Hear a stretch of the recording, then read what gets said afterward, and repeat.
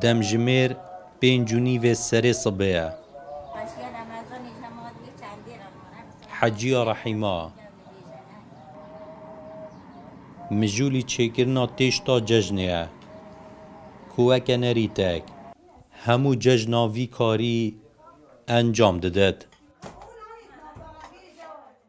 فدای ما حاضر کردم و چند سال شولی ما و کسی بیانی الوی ننش بر بیانی شما هم چید کن کار ما هیچ بری ما خاصی ها ما چید کرو خاصی های چید کرو خاصی ها دی چید کرو. اول چند سال تقریبا افتشتن ده احتمالش 5 سال پتره هم و بجا 45 سال تهنه ازل بیره هم هندی از فاطمه ما چی کرده بری ما خاصی ها ما چید کرو بری خاصی ها دی چید کرو بری والله ما چون آماده کاری تنکرن تشتا ججن حاضر دکن پشتی نویجا ججنه درگه مال حجی نعمتی وگریه بو هر کسی تشتا ججنه بخواد تا که ارمانجا حجی نعمتی جی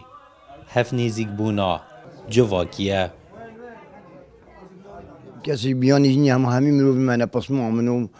و همین پسما میکن تقریبا ویلینه کسی وسط جیجنو اینا که هندی که مال محلی من نوید زاخوتین هر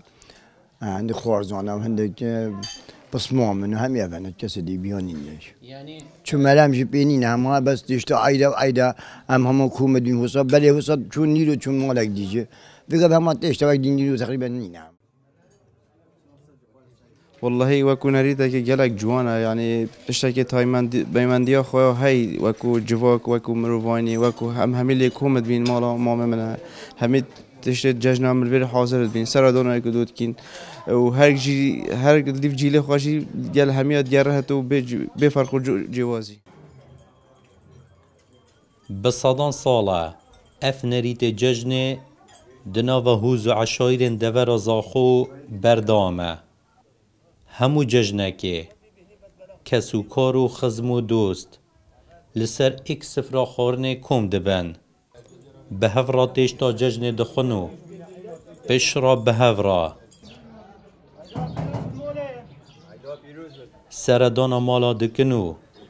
ججنا پیروز دکن بودم پتر جو 15 سالانه یکم درگه دروجا یکم ججن داوید فکرینه اف درگه هیا اف کارجی ود گربو پتر جو 100 سالن بوری کوک نریتک جباب و باپیر نوان بوان مایا آرمان جبی کاری جی زده کرنا حجی کرنو هف نیزیک بونا جواکیه احمد سعید کورسات نیوز ناحیه در کاره